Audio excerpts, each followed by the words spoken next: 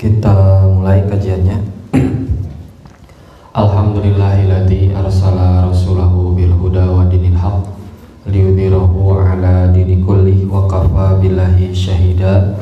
Asyhadu an la ilaha illallah wahdahu la syarikalah wa asyhadu anna Muhammadan abduhu wa rasuluh alladzi la nabiyya ba'da, amma ba'du. Alhamdulillah, kalimat yang paling pantas kita ucapkan karena berkat rahmat, inayah serta kekuasaan Allah Subhanahu wa taala, kita semua masih diberikan kesempatan untuk hadir di majelis ini, insyaallah dalam keadaan sehat walafiat, dalam keadaan semata-mata mencari keridhaan dan maghfirah dari Allah Subhanahu wa taala. Ibu dan bapak yang dimuliakan Allah, yang pertama saya pribadi ucapkan permohonan maaf yang sebesar-besarnya bila mungkin yang dinantikan Ustadz Amin Mukhtar atau sekarang viralnya Uam tidak bisa hadir disebabkan ada beberapa hal yang mendesak untuk diselesaikan dan beliau memohon izin untuk absen dulu dan menugaskan saya sebagai badal untuk mengisi waktu kajian Sahih Muslim di Selasa pagi ini. Insyaallah materi tidak akan melanjutkan pembahasan oleh Al-Ustadz. Insyaallah kita beralih dulu ke pembahasan tentang akidah gitu ya Bu. Nah, insyaallah ini juga berkaitan dengan pembahasan di Jumat kemarin. Bila yang hadir sama Jumat juga membadal. Jadi saya itu sejak tahun kemarin ya ditunjuk sebagai Ustadz Badal gitu. Jadi pami aya di dia Ustadzna teu aya nya pasti gitu. Sudah 80% gitu kusim kuring.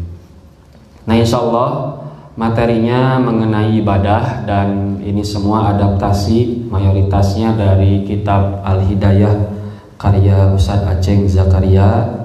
Nah, ibu bisa beli baik yang terjemah maupun bahasa Arabnya yang gundul silahkan, ada itu di toko buku sudah tersebar banyak. Nah, adik ikhwatu iman yang dimuliakan Allah, sebagaimana kita tahu bahwa kita sebagai manusia adalah abdun atau hamba dari Allah Subhanahu wa taala. Allah Subhanahu wa taala berfirman sebagaimana kita tahu, a'udzubillahi minasyaitonirrajim, wa ma khalaqtul jinna wal insa illa liya'budun. Tidaklah aku menciptakan jin dan manusia kecuali hanya untuk beribadah kepadaku. Begitu Allah Subhanahu wa taala berfirman dalam Al-Qur'an. Artinya tidak lain dan tidak bukan, tugas kita di dunia ini adalah ibadah.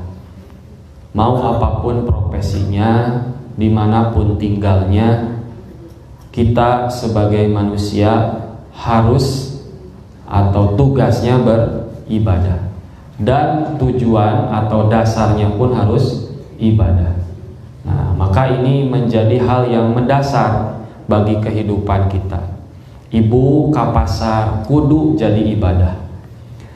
Bapak angkat atau pergi ke tempat kerja harus menjadi ibadah.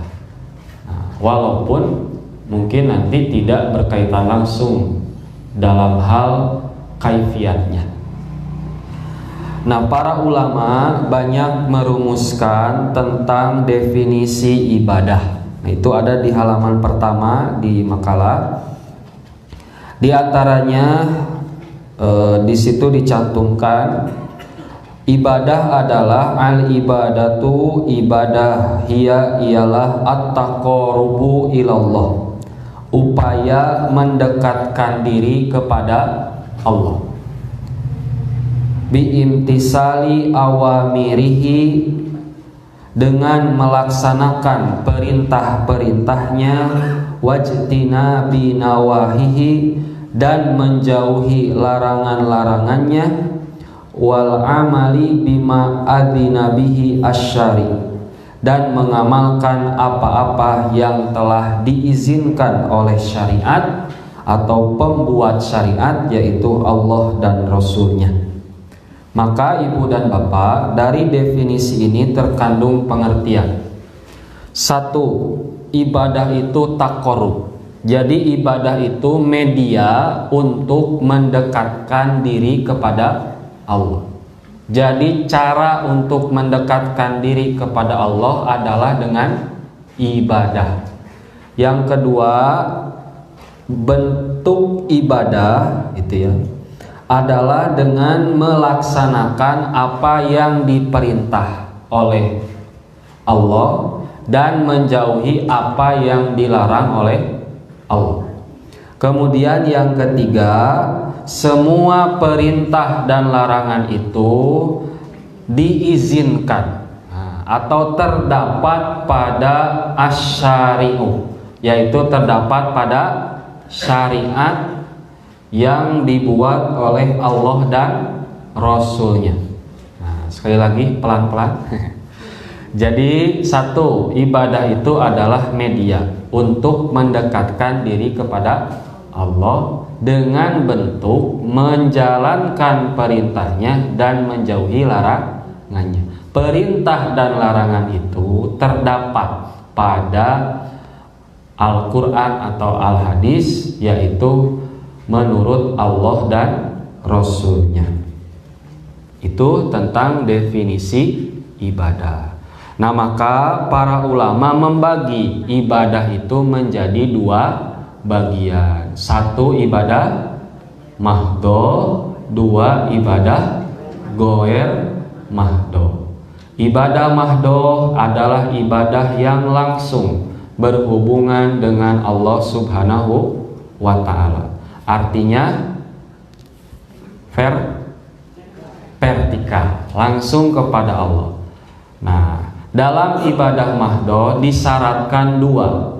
1, niatnya benar, artinya niatnya hanya karena Allah. Yang kedua, kaifiatnya benar, menurut apa yang dicontohkan oleh Rasulullah. Karena Rasul itu uswatun hasanatun, uswah hasanah, teladan gitu. Artinya Allah mengutus Nabi Muhammad sebagai role model, sebagai prototipe manusia yang sukses di dunia dan di akhirat. Nah, jadi sekali lagi, ibadah mahdho itu mensyaratkan 2. 1, niatnya yang ikhlas. Yang kedua, kaifiatnya sesuai. Niat benar, cara salah. Benar, salah? Sekali deh. Niat salah, kaifiat benar.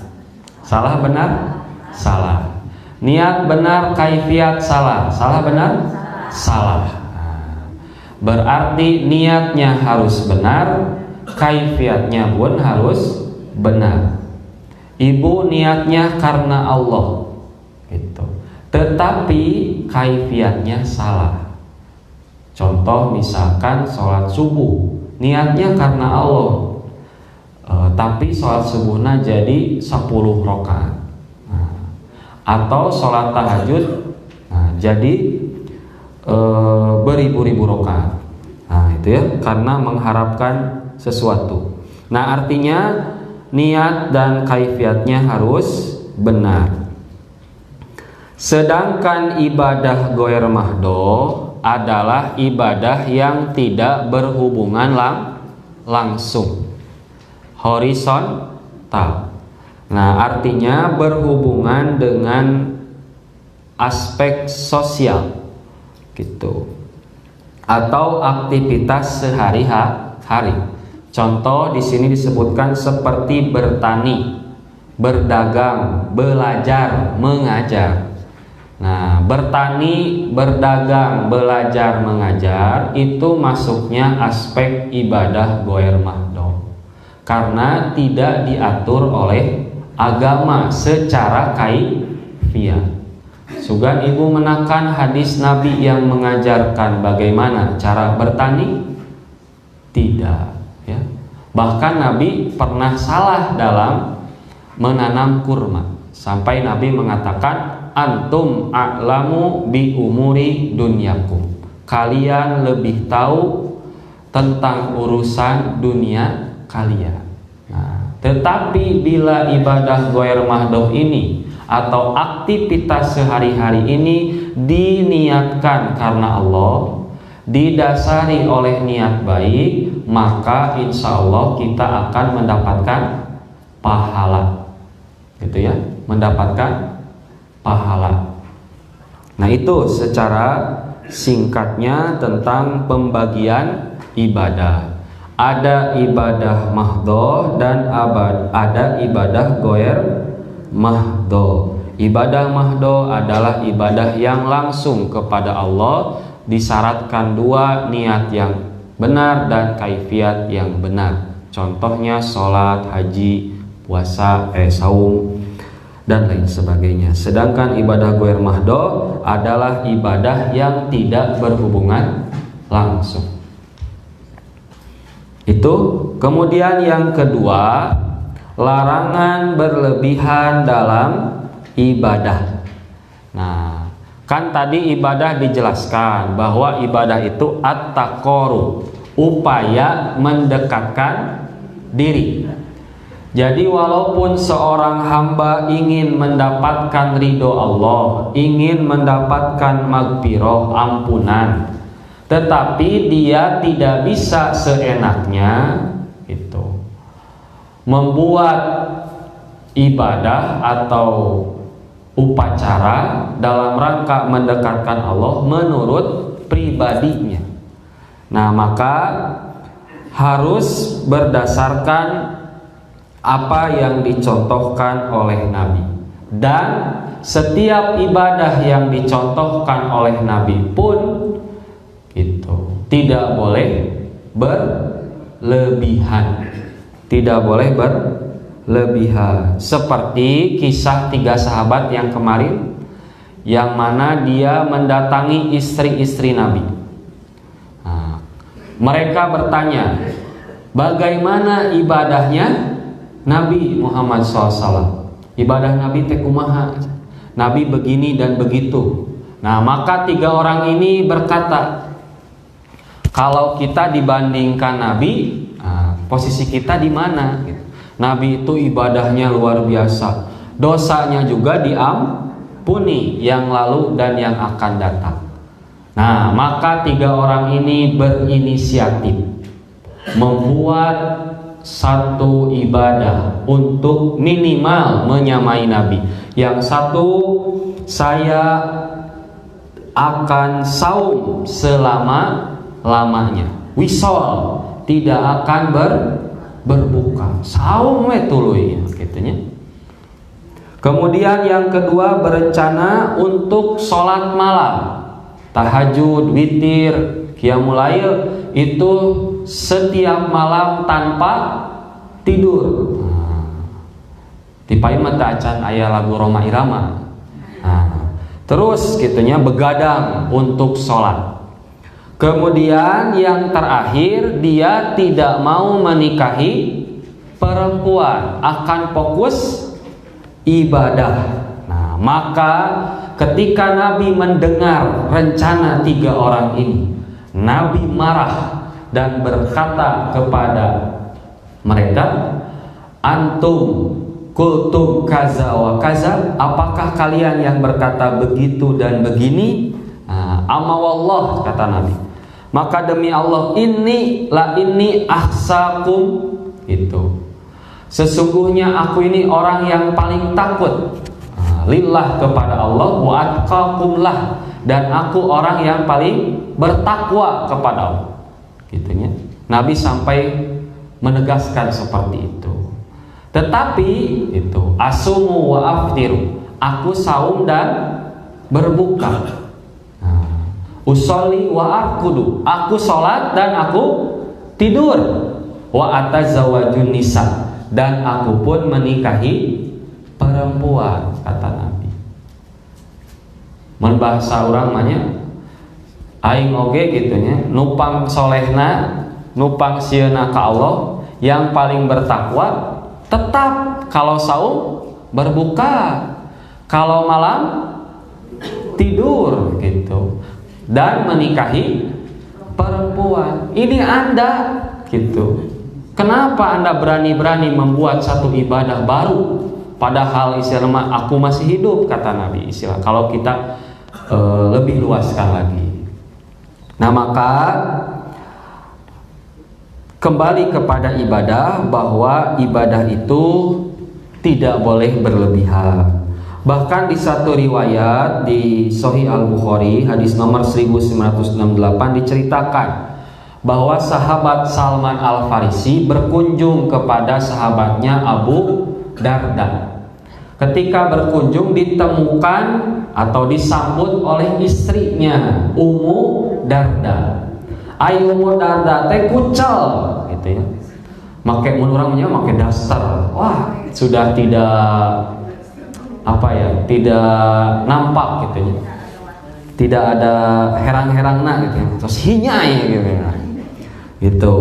Kemudian Salman bertanya gitu, apa yang terjadi padamu wahai Ummu Darda? Sesungguhnya sahabatmu Abu Darda sudah tidak peduli lagi dengan urusan dunia. Nah, kenapa? Siang harinya dia saum, malam harinya dia sholat gitu. Siang leuleus, malam sholat gitu. Bingung tak Ummu Darda teh? Nah, sampai tidak terurus. Maka Salman atau Abu Darda itu menyuguhkan makanan. Kemudian Abu Darda bilang, sok makan. Kata Salman, tidak mau. Aku tidak mau makan sebelum kamu makan. Maka buka. Terus malamnya, sok cenah gerak tidur tuh di kamar sediakan. Tidak mau. Aku tidak mau tidur sebelum kamu tidur gitu. Sampai subuh itu tidak sholat Abu Darda.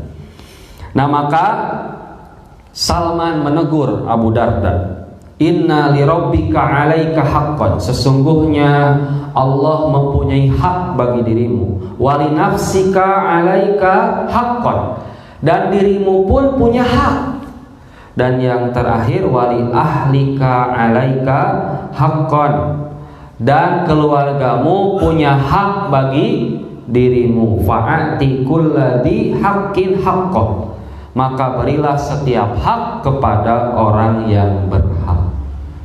Jadi jangan egois gitu ibadah terus gitunya. Tapi keluarga ditinggalkan. Anak nepi ke kapuntennya ololeho gitu.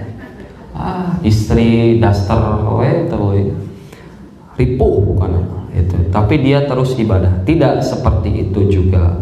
Nah, maka Abu Darda itu laporan kepada Nabi, dicarekan cenah ku Salman bahasa urang. Maka Nabi menjawab, sodako Salman. Salman benar gitu. Salman benar. Nah maka Abu Darda pun merubah sikapnya. Nah maka dari riwayat 3 sahabat tadi yang inisiatif, terus Abu Darda mempunyai pelajaran bagi kita bahwa dalam ibadah itu tidak boleh berlebihan, baik itu sholat, saum maupun yang lainnya. Islam adalah agama sempurna yang sesuai dengan fitrahnya manusia. Manusia misalkan suka dengan lawan jenis, maka Islam tidak melarang. Tidak ada istilah ustad jomblo seumur hidup. Nah, jika di agama lain tidak, tapi silahkan menikah. Nah, atau misalkan ketika seseorang mengalami sakit, maka Islam pun tidak memaksa. Kalau sholat harus berdiri, tidak sanggup duduk. Tidak sanggup duduk, tidur. Tidak sanggup tidur, talqinah. Itunya. Nah, maka Islam tidak memberatkan. Yang memberatkan itu hawa nafsu kita. Gitu. Nah, itu yang kedua. Nah, yang ketiga, mencintai Allah harus dengan petunjuk Rasul. Kita sadar sebagai seorang muslim, pasti kalau ditanya sejahat-jahatnya seorang muslim, KTP Islam KTP, ketika ditanya apakah kamu cinta kepada Allah, maka jawabnya pasti iya gitu, cinta kepada Allah. Tetapi cinta saja tidak cukup, karena cinta harus ada bukti gitu. Karena cinta bukan sekedar kata-kata, harus dibuktikan dengan kenyataan.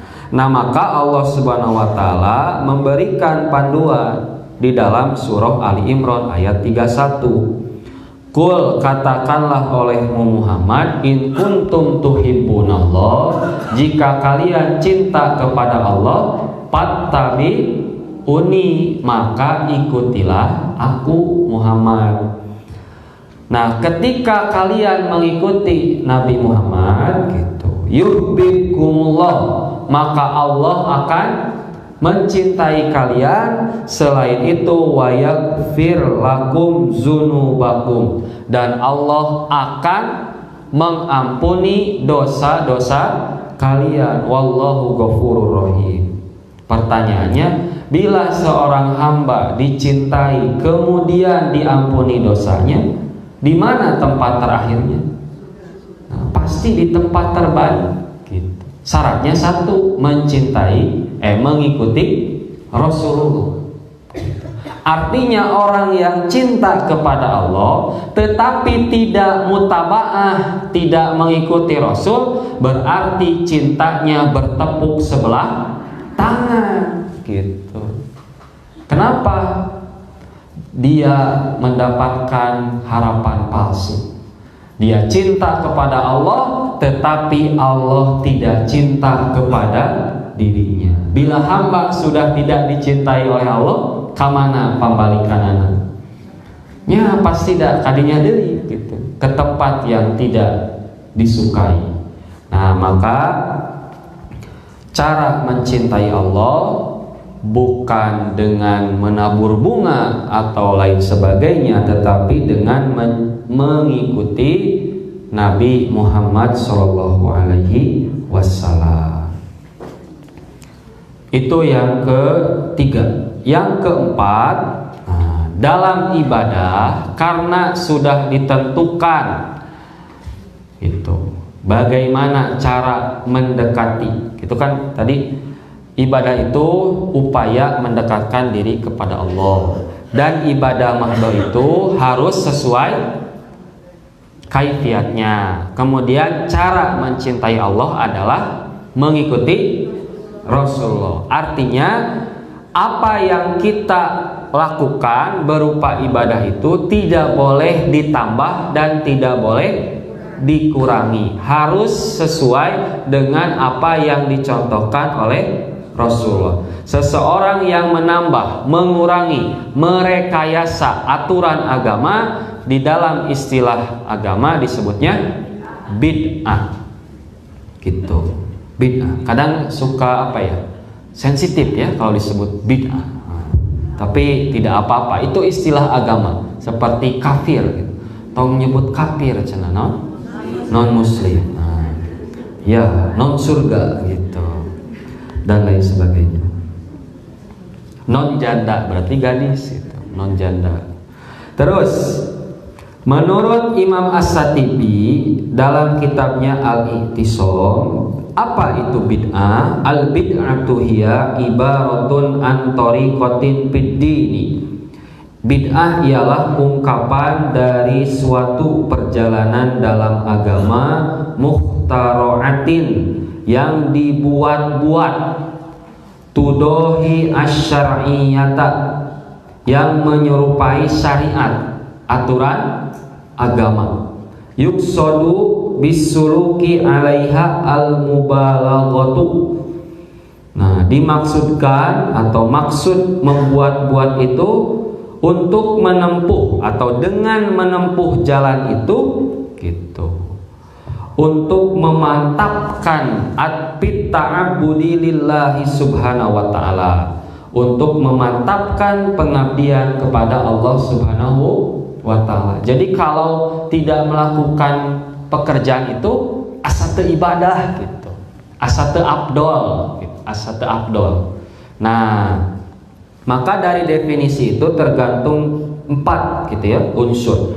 Pertama, bid'ah itu thariqah fiddin, perjalanan, aturan, ketentuan atau pengamalan agama bukan dunia, yang diantaranya ialah mengharapkan ridha Allah serta ingin mendapatkan pahala dari Allah. Artinya membuat hal baru dalam urusan dunia tidak dilarang. Soalnya ada yang menyindir gitu ya, sedikit-sedikit bid'ah, sedikit-sedikit bid'ah, bid'ah kok sedikit-sedikit. Itu cenah apa? Pengajian pakai mikrofon pengeras suara bid'ah.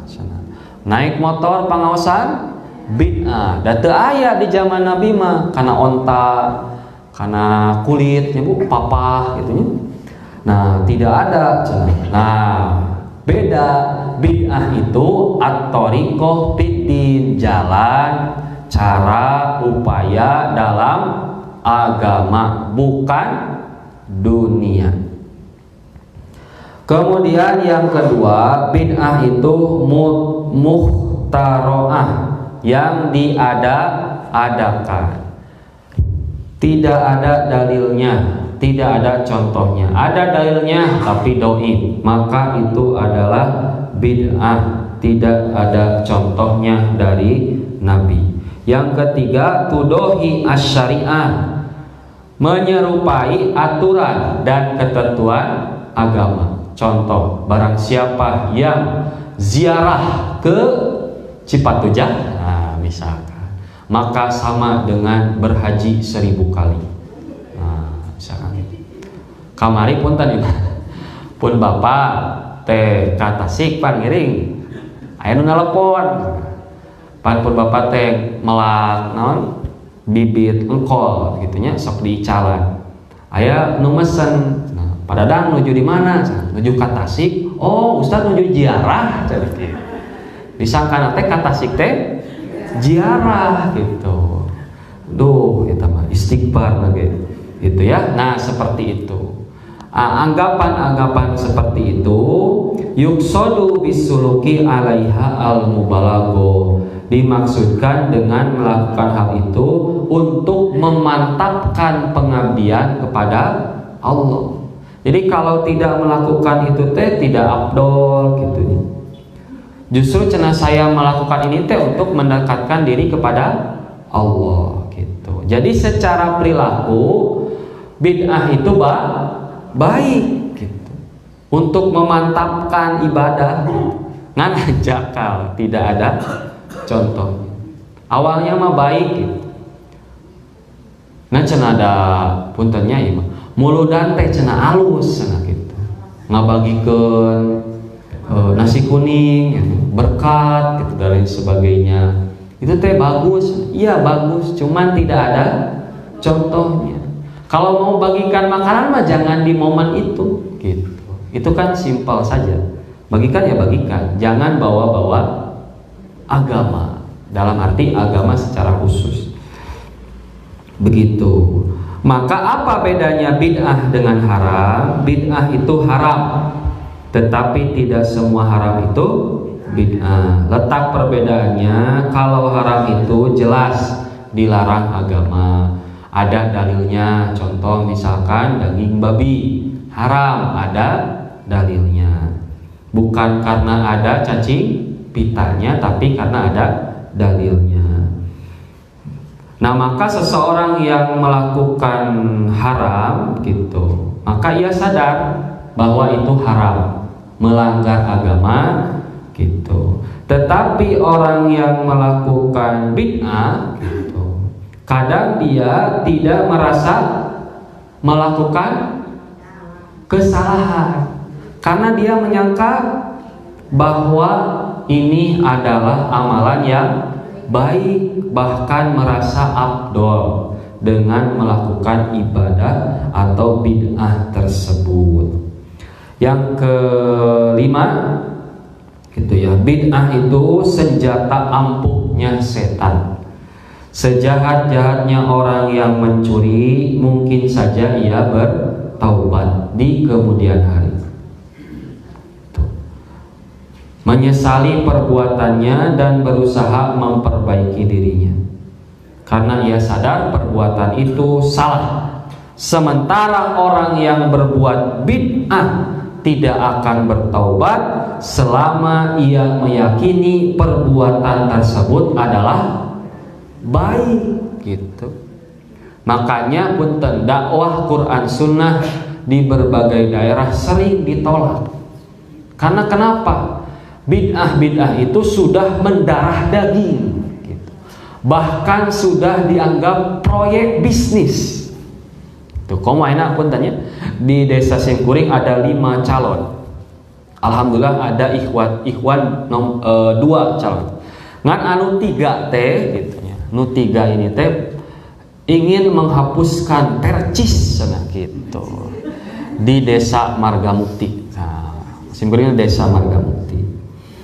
Gitu. Kenapa? Karena ya mungkin kitunya kabayang ayeuna aya nu maot diondang nyamunang rokokna, nyamunang amplopna nya di berkatnya dan lain sebagainya gitu. Nah maka itu terganggu gitu ya, merasa diganggu. Nah gitu. Nah padahal Allah Subhanahu wa taala berfirman dalam surah Al-Hijr ayat 39 dan 40. Qala iblis berkata, Rabbi ya Tuhanku, bima aghwaytani la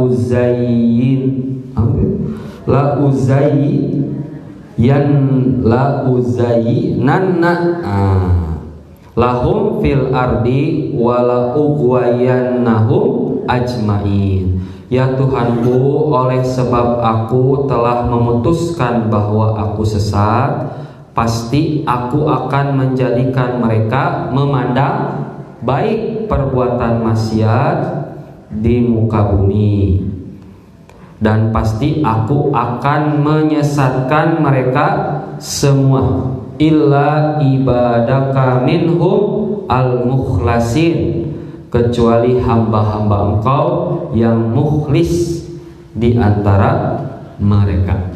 Jadi setan akan membuat gitu fata morgana bagi manusia-manusia terhadap perilaku maksiat, enjoy gitu. Padahal itu teh perbuatan yang sangat berbahaya. Nah, ayat ini menjelaskan bahwa maksiat atau bid'ah itu adalah senjata ampuh bagi setan untuk mencelakakan manusia.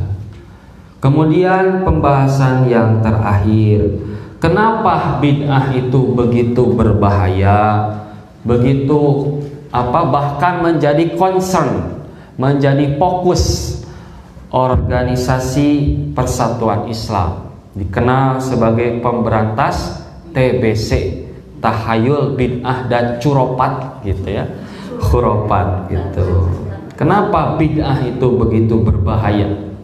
Karena terkadang sesuatu yang tidak nampak itu justru berbahaya, diam-diam menghanyutkan gitu ya, menggunting dalam lipatan, menusuk dari belakang. Nah, banyak hadis yang menerangkan betapa bahayanya bid'ah dalam agama. Di antaranya Rasulullah SAW bersabda dalam riwayat Muslim, hadis nomor 867, fa inna khairul hadis kitabullah. Sesungguhnya sebaik-baik perkataan adalah kitabullah. Wa khairul huda, sebaik-baik petunjuk, huda Muhammadin, adalah petunjuk Muhammad sallallahu alaihi wasallam. Wa syarrul umur, dan seburuk-buruk perkara, muhdatsatuha, perkara yang diada-adakan. Wa kullu bid'atin dolalah, dan setiap perkara yang diada-adakan atau bid'ah itu adalah sesat gitu. Nah maka seseorang yang tumaninah gitu ya, enjoy dalam kebid'ahan, sejatinya dia terjerembab, tenggelam dalam kesesatan. Nah, bahkan dalam riwayat Al-Bukhari hadis nomor 6583, lebih ngeri lagi gitu ya. Rasulullah SAW bersabda, "Inni faratukum alal haud." Akulah pertama-tama yang mendatangi telaga nanti di akhirat di surga. Man marra alayya, siapa yang menuju telagaku, syariba, maka akan minum. Lam waman syariba, dan siapa yang meminumnya, lam yadma abadan, maka dia tidak akan haus selama-lamanya. Jadi sekali teguh tidak akan haus gitu. Eleh pokari gitu. Itu air yang terdapat di telaga Nabi. Kemudian layaridanna alayya aqwamun, sungguh akan ada beberapa kaum yang mendatangiku. Datang beberapa kaum, a'rifuhum, dan aku mengenal mereka, wa ya'rifuni, dan mereka pun mengenaliku, summa yuhalu baina wa bainahum, kemudian atau tetapi antara aku dan mereka itu dihalangi gitu. Seolah-olah tidak boleh bertemu, atau mereka tidak boleh minum di telaga Nabi gitu.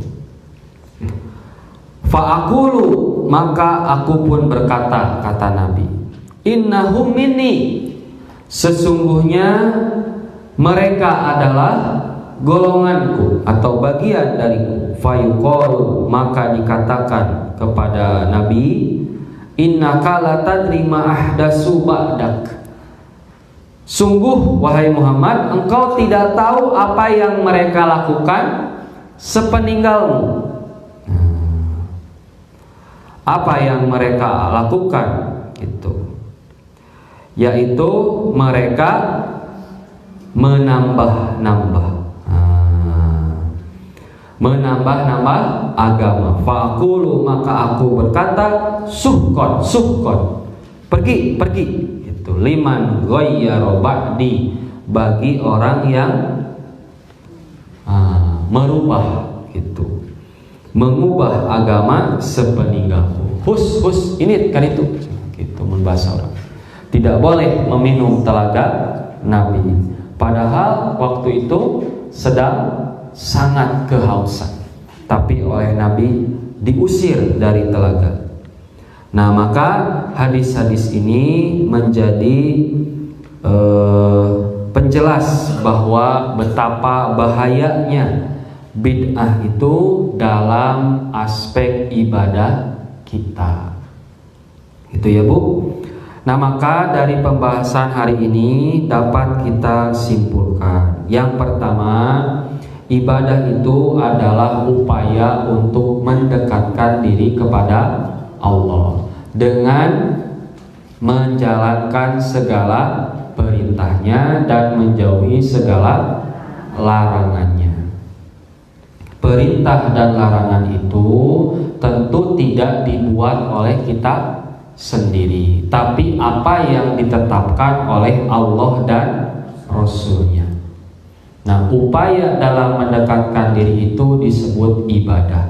Nah, ibadah itu dibagi menjadi dua bagian. Ada ibadah mahdoh dan ada ibadah goer mahdoh. Dalam ibadah mahdoh ditetapkan dua syarat: satu ikhlas, dua kaifiyat yang benar. Sedangkan dalam ibadah goer mahdoh dicukupkan dengan niat yang ikhlas dan tata caranya dikembalikan kepada kita.